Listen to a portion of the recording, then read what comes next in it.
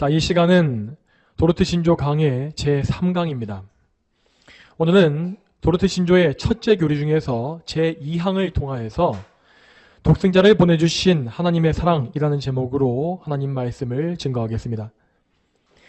자, 지금 우리가 살펴보고 있는 도르트 신조의 첫째 교리는 무조건적인 선택입니다. 이 교리는 하나님께서 구원하실 사람을 주권적으로 택하신다라는 것이죠. 하나님은 사람의 행위나 조건을 보고서 그들을 구원하시는 것이 아닙니다.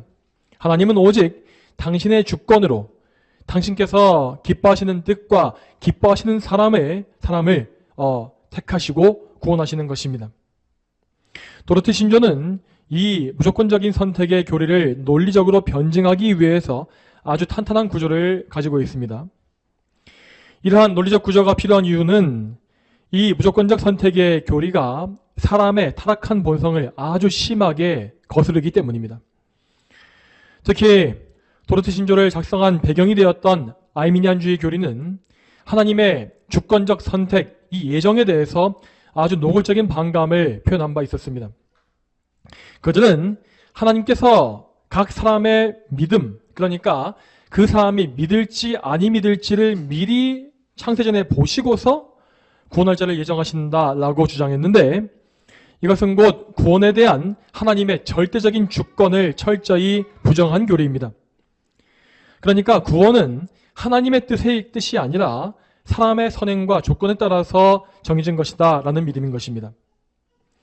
자, 이렇게 인간의 본성에서 나온 교리를 반박하기 위하여서 우리는 항상 성경과 하나님의 권위에만 의지해야 합니다.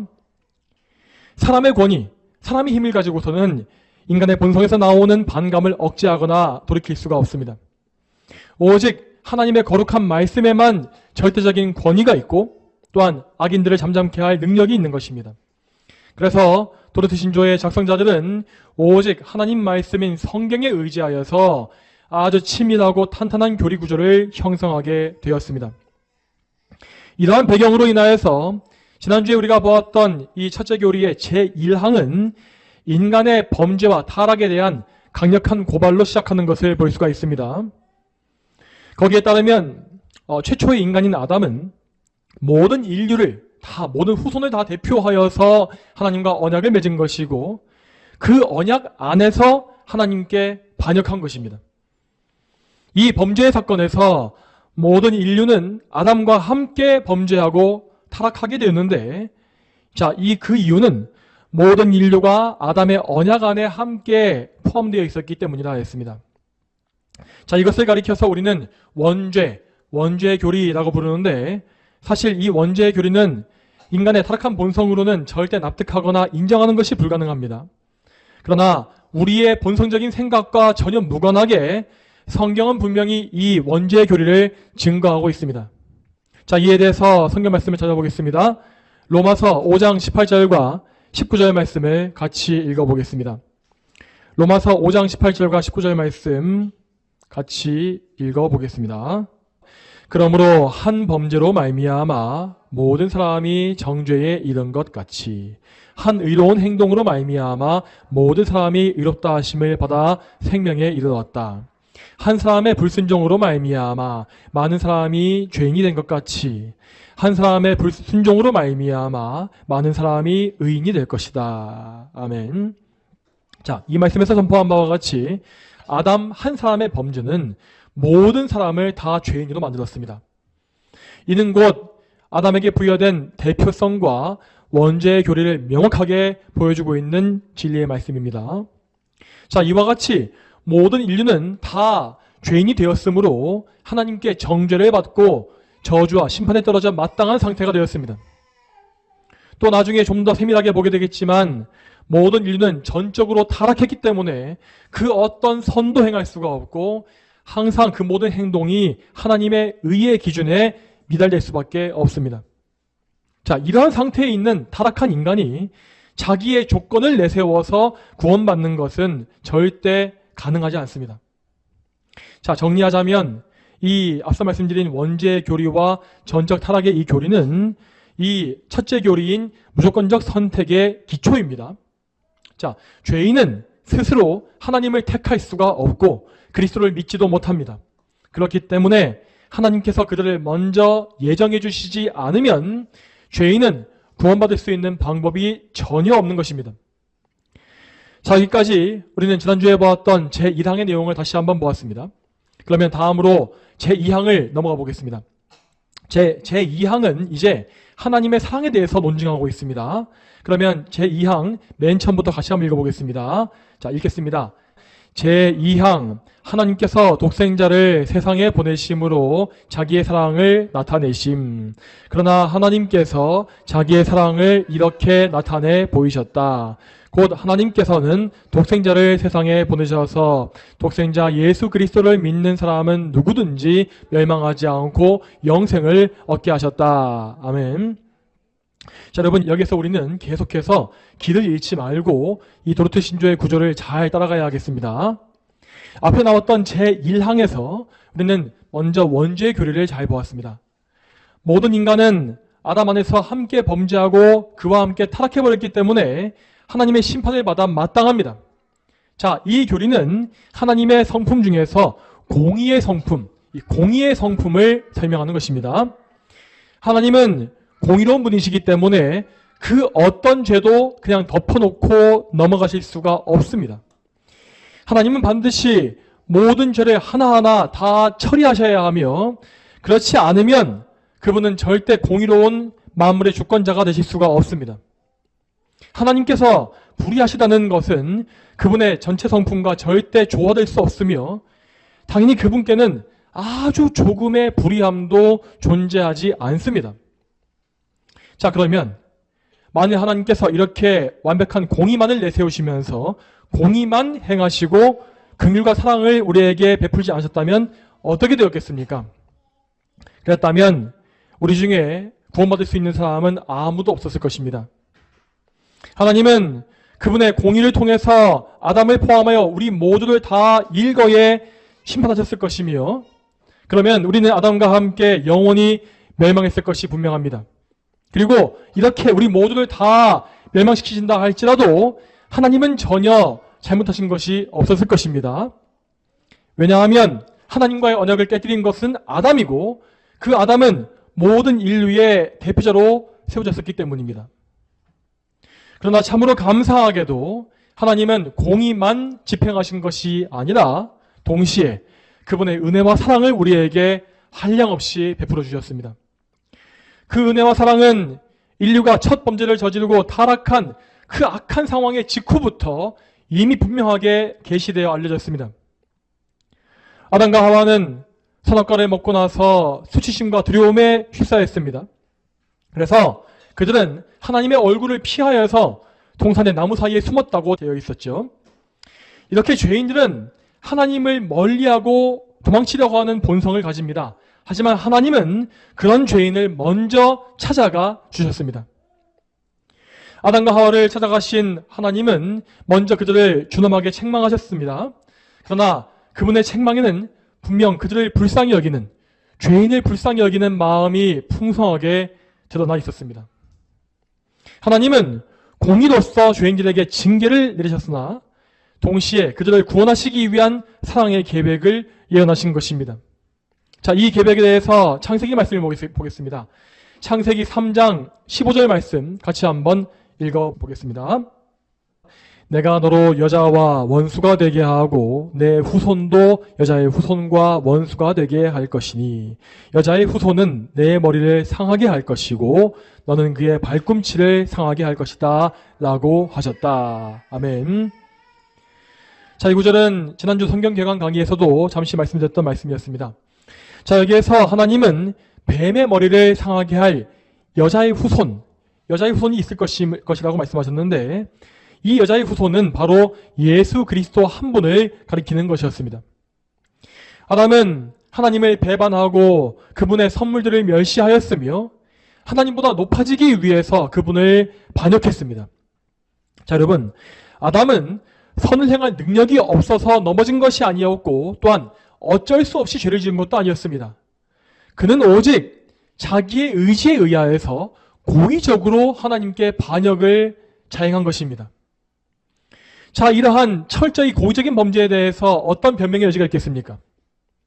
천지의 주인이신 하나님께 반역한 사람이 과연 그분의 은혜를 얻을 자격이 있겠습니까?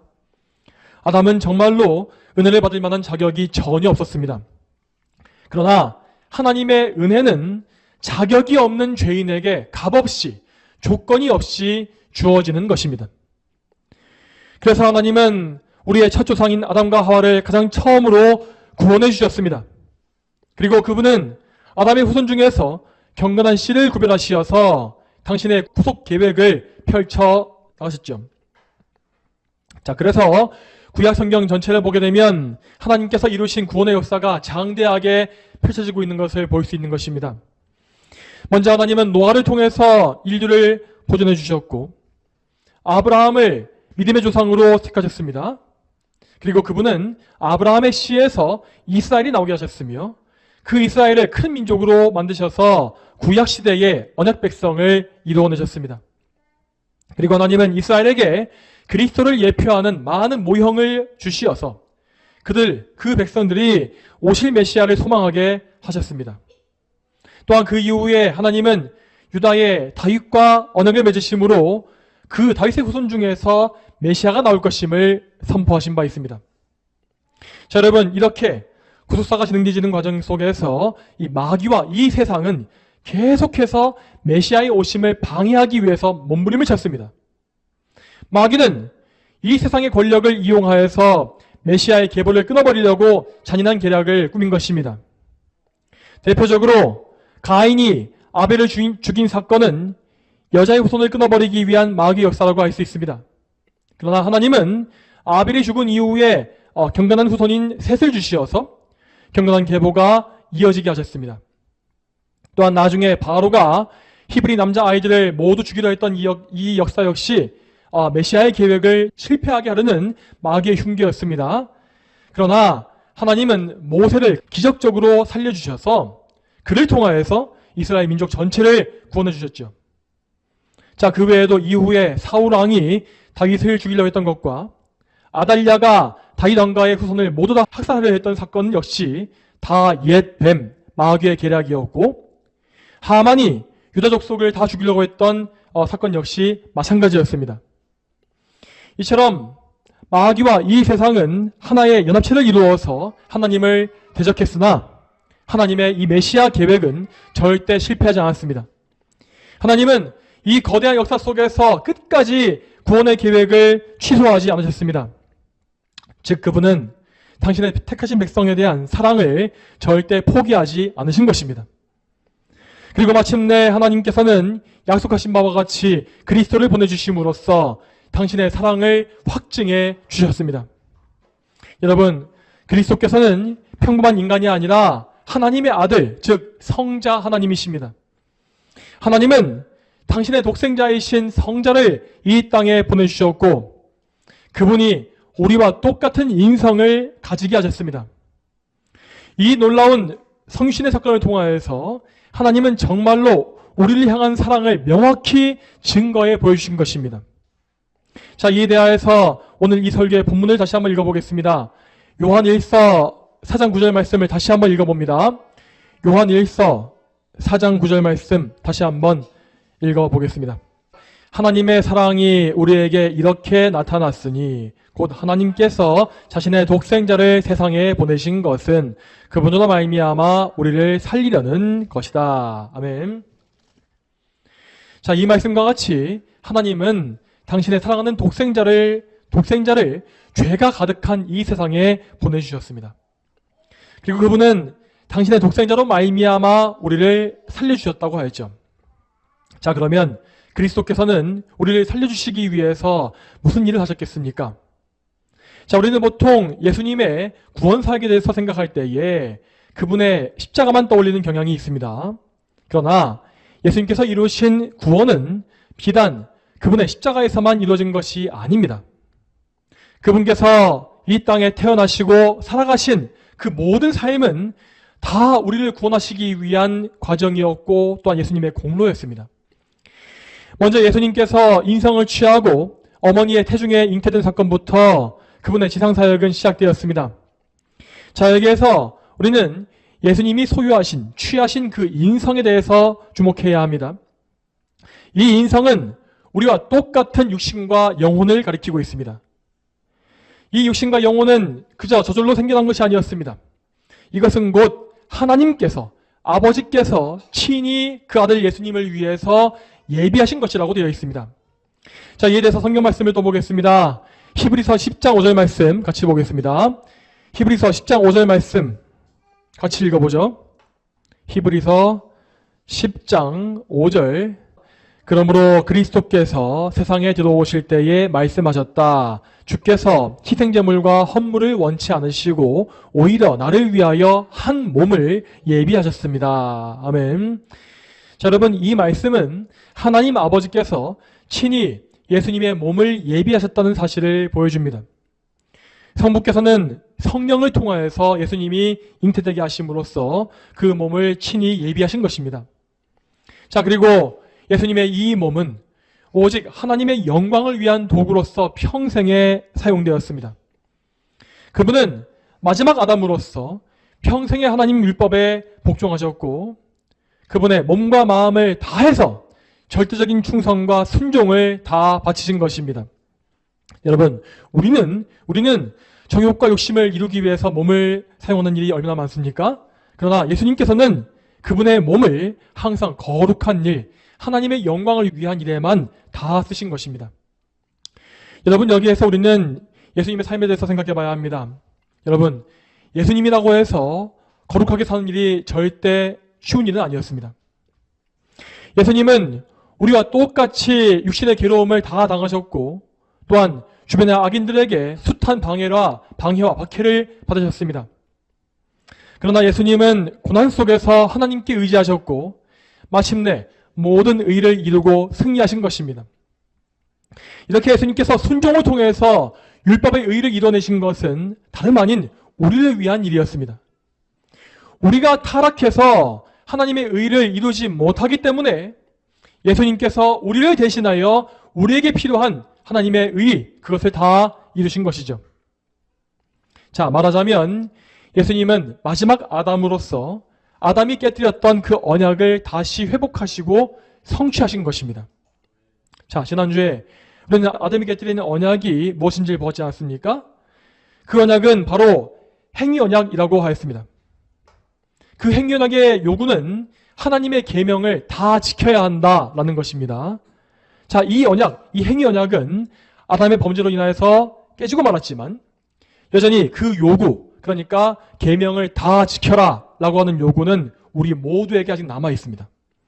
그래서 아담의 후손들 우리는 계명을 지킬 능력이 없는데도 행위 언약의 요구를 계속 받으면서 저주 가운데 있어야 하는 것이죠. 그러나 예수님께서 우리를 대신하여 이 행위 언약의 요구를 만족시켰기 때문에 우리는 더 이상 순종의 책무와 또한 죄의 책임에 짓눌릴 필요가 없는 것입니다. 예수님을 믿는 신자는 이미 죄에서 자유를 얻은 것이고 이제부터는 하나님께 감사하기 위해서 자발적으로 계명에 순종합니다. 자, 그러므로 우리는 예수님께서 그분 평생에 이루어놓으신 의에 대해서 참으로 감사해야 합니다. 우리는 예수님의 의로 인하여서 그 의 덕분에 하나님께 나아갈 수가 있고 하나님 앞에 의로운 백성으로 담대하게 설 수가 있는 것입니다.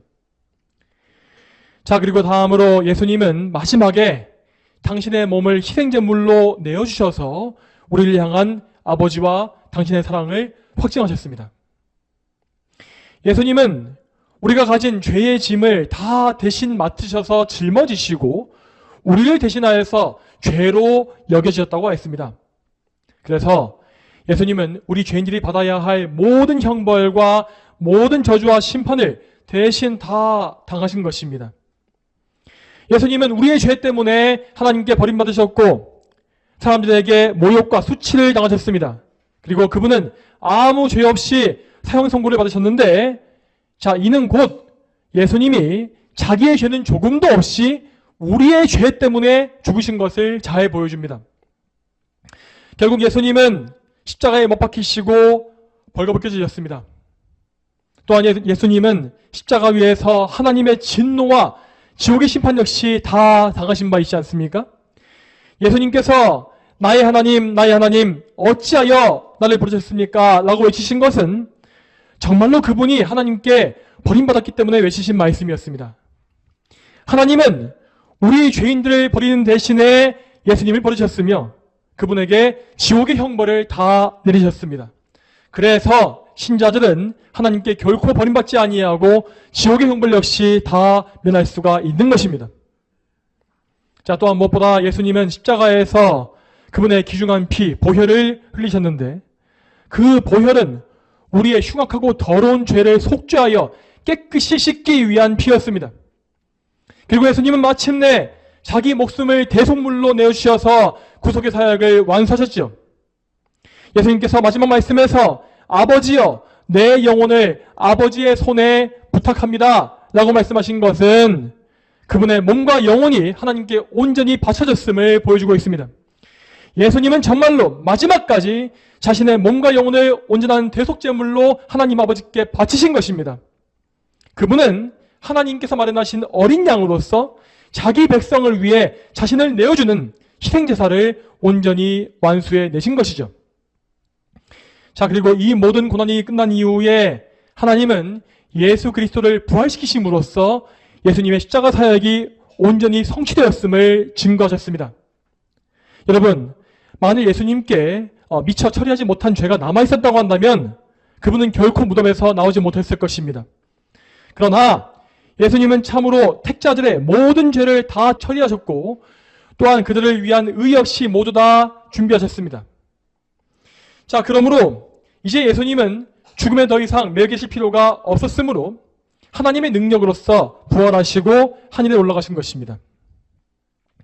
자, 여러분, 지금까지 우리는 예수님을 통해서 확증된 하나님의 사랑에 대해서 살펴봤습니다. 참으로 우리 하나님은 사랑이시기 때문에 그리스도를 통한 구원을 계획하셨고 그리스도 안에서 그분의 백성을 택하셨습니다.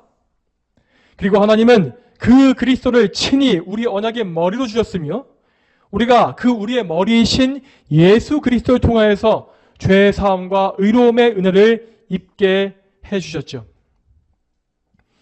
또한 하나님은 그 그리스도 이외에 구원을 받을 만한 다른 이름을 주시지 않았다고 선포하셨습니다. 그리스도는 하나님의 놀라운 사랑이며 또한 하나님의 지혜입니다. 그러므로 하나님의 뜻에 순복하여서 예수 그리스도를 믿고 의지하는 사람은 하나님의 풍성한 은혜와 긍휼을 입을 것입니다. 그러나 반대로 그리스도를 믿지 아니하고 하나님의 은혜를 소홀히 하고 저버린 사람은 마땅한 심판에 처할 수밖에 없습니다. 그들은 유일한 중보자이신 그리스도를 의지하지 않았으므로 자기 죄의 책임을 스스로 져야 하는 것입니다. 오늘 오전 설교에서 들으신 바와 같이 그 죄인들은 순식간에 망할 것이며 소돔과 고모라가 받은 심판보다 훨씬 더 무겁고 두려운 진노에 처할 것입니다. 자, 그러므로 이 소식을 듣는 모든 분들은 지체하지 말고 그리스도께 달려가야 합니다.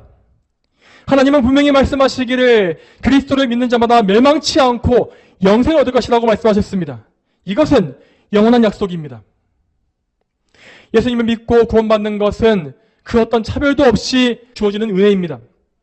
하나님은 세계 열방 가운데에서 당신의 백성을 택하셨고 그들을 부르셔서 구원해 내시는 것입니다. 자, 그렇지만 여러분 기억하시기 바랍니다. 우리는 결코 우리의 힘으로 그리스도를 믿지 못합니다. 그리스도를 믿는 것, 이 믿음은 무조건 성령의 역사를 통해서 이루어지는 일입니다. 자, 이에 대해서 먼저 성령님은 죄인을 구원하시기 위해서 그 죄인에게 영적인 각성을 일으켜 주십니다. 자, 이 각성이란 것은 곧 자기의 상태에 대한 두려움으로써 도무지 소망이 없는 자기의 죄성을 알게 되는 것입니다. 성령님은 이러한 각성의 역사를 통해서 죄인의 마음을 크게 낮추시고 그의 교만을 꺾어버리십니다. 마치 농부가 돌짝밭을 갈아서 옥토를 만들듯이 성령님은 죄인의 거친 마음을 갈아엎으시어서 믿음이 들어갈 수 있는 상태로 만들어주시는 것입니다. 그리고 하나님께서 정하신 때가 되면 성령님은 마침내 그 사람을 거듭나게 하심으로써 그에게 믿음을 선물로 주십니다. 자, 여러분, 이 거듭남과 믿음의 선물은 죄인의 구원에 반드시 필요한 것입니다. 거듭나지 않은 사람은 죄와 허물 가운데 영적으로 죽어 있으므로 결코 믿음을 소유하지 못합니다. 오직 성령께서 죄인을 내적으로 거듭나게 하실 때에만 죄인은 예수님의 복음에 반응할 수가 있는 것이고 그분을 믿어서 영접할 수가 있는 것입니다. 자, 여러분, 다시 말씀드리지만 이렇게 믿음을 소유하는 것은 오직 하나님의 은혜이고 성령님의 선물입니다. 우리의 이성과 지혜는 믿음을 이해할 수가 없고 또한 만들어내지도 못합니다. 그러나 성령님께서 강권적으로 역사하시어서 우리를 변화시키시기 때문에 우리는 영적인 감각과 새 생명을 가지고서 예수님을 믿는 것입니다. 자, 그러므로 우리는 결코 우리의 믿음을 자랑할 수 없습니다. 여러분, 교회 안에 어떤 사람은 마치 자기가 예수님을 믿어드렸다라는 식으로 자기를 높이는 것을 가끔 볼 수 있습니다. 그런 사람은 자기의 믿음을 자기의 공로로 여기고 있는 것입니다. 당연히 그러한 믿음은 성령님께 받은 참된 선물일 수가 없는 것이죠. 진정으로 거듭나서 믿음을 선물로 받은 사람은 하나님의 사랑에 그저 감사하면서 자기를 철저히 부인하고 낮출 수밖에 없습니다. 그리고 이러한 믿음은 세월이 가면서 점점 더 깊어지고 풍성해집니다. 그래서 참된 성도는 점점 더 교만한 자아가 죽어지고 자기 안에 오직 그리스도께서 사시는 거룩한 상태가 되는 것입니다. 옛적에 사도 바울이 그러했듯이 나는 죽고 오직 그리스도로만 사는 그러한 성도가 되어가는 것이죠. 이것이 바로 성령께서 이루어가시는 구원과 성화의 역사입니다. 그리고 이 모든 역사는 다 하나님의 사랑과 은혜에서 비롯된 것임을 우리는 알아야 하겠습니다. 자, 성도 여러분, 지난주와 오늘에 걸쳐서 우리는 도르트 신조의 첫째 교리 제1항과 제2항을 살펴보았습니다. 자, 여기에서 정리하면 제1항은 하나님의 공의를 보여준다고 하였고 제2항은 하나님의 사랑을 보여준다고 하였습니다. 즉 도르트 신조는 그 첫 시작에서부터 하나님의 공의와 사랑에 대해서 균형 있는 말씀을 선포한 것입니다. 이 신조를 작성했던 선조들은 하나님께서 어떤 분이신지를 인격적으로 경험하여 알고 있었으므로 그분의 성품을 이렇게 영광스럽게 드러내기를 원했습니다. 그래서 그들은 하나님의 무조건적 선택이 그분의 공의와 사랑의 이 성품에서 나온 것임을 이렇게 정확하게 증거한 것입니다. 자, 여러분, 여기에서 우리는 다시금 이 신조가 작성되었던 역사적 배경을 떠올릴 필요가 있습니다. 아이민리안주의자들은 자신들의 5대 교리를 작성해서 네덜란드 정부에 제출했고 이 사건은 그 이후로 격렬한 신학 논쟁으로 이어졌습니다. 그리고 이 논쟁은 나중에는 정치와 군사적인 싸움으로 번져나가서 네덜란드 전체가 칼빈주의와 아이민리안주의로 나누어서 싸우는 결과를 낳았습니다. 이 싸움은 무려 8년간 이어지면서 거의 내전에 가까운 군사적 충돌을 낳았다고 말씀드렸습니다. 그리고 칼빈주의자들은 하나님의 은혜로서 끝내 이 싸움에서 승리했으며 이 신조를 작성하여서 정식 신앙 고백으로 채택한 것입니다. 자, 그런데 여기에서 만일 칼빈주의자들이 정치적 싸움에만 매몰되어서 증오심에 차 있었다면 어떻게 되었겠습니까? 그렇다면 이 도르트 신조는 아이민리안주의자들에 대한 증오와 비난으로 가득 차게 됐을 것입니다. 그들은 하나님의 영광을 드러내는 것이 아니라 자기의 정치적인 승리와 공적을 여기에 표현했겠죠. 그러나 그 당시 칼빈주의자들의 목적은 오직 하나님의 영광이 있었습니다. 그들은 아이민리안주의에서 의해서 훼손된 교리를 회복하고 하나님의 영광을 다시 한번 온전히 드러내기를 원했습니다. 그래서 그들은 이 새로운 신조를 작성하면서 그 첫 시작부터 하나님의 거룩한 성품과 영광을 이렇게 선포한 것입니다. 자, 그러므로 우리는 칼빈주의 신학에 대해서 모든 오해를 다 풀어야 하겠습니다. 오늘날 많은 사람들은 이 칼빈주의를 아주 냉담하고 사랑이 없는 신학이라고 매도하는 것을 볼 수 있습니다. 또한 칼빈주의의 예정론에 대해서도 하나님을 잔인한 폭군으로 만드는 신학이라고 비난하는 경우가 참 많죠. 그렇지만 오늘 말씀에서 보신 바와 같이 칼빈주의 신학은 절대로 하나님을 부정하고 냉혹한 분으로 묘사하지 않습니다.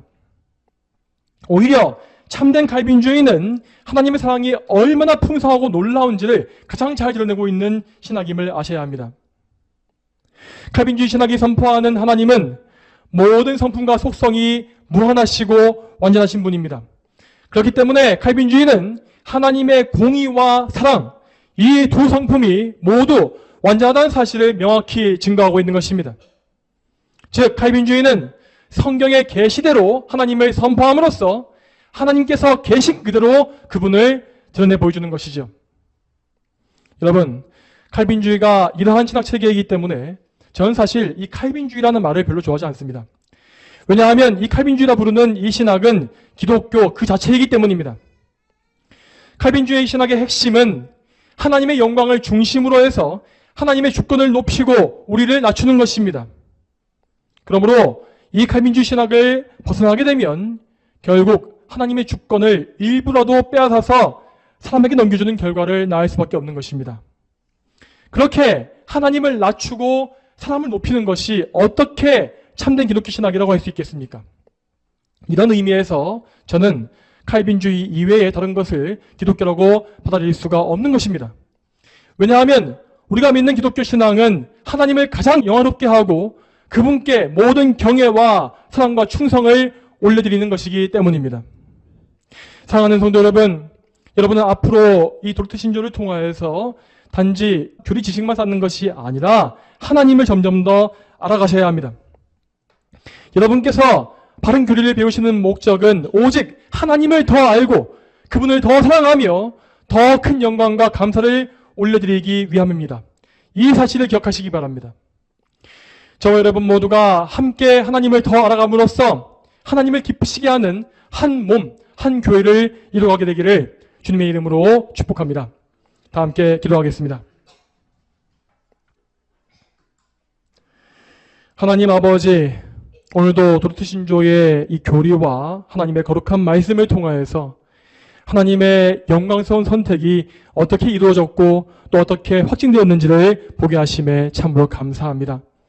하나님은 당신의 사랑을 확증하시기 위해서 당신의 독생자 예수 그리스도를 우리에게 보내주셨습니다. 이 예수 그리스도를 저희가 굳게 믿게 하시고 예수님 안에서만 모든 영광을 하나님께 돌리게 하시며 예수님 안에서 오직 하나님만 사랑하고 하나님만 높이는 그런 삶을 살 수 있도록 저희를 인도해 주시옵소서. 감사드리옵고 거룩하신 예수님의 이름으로 기도 올립니다. 아멘.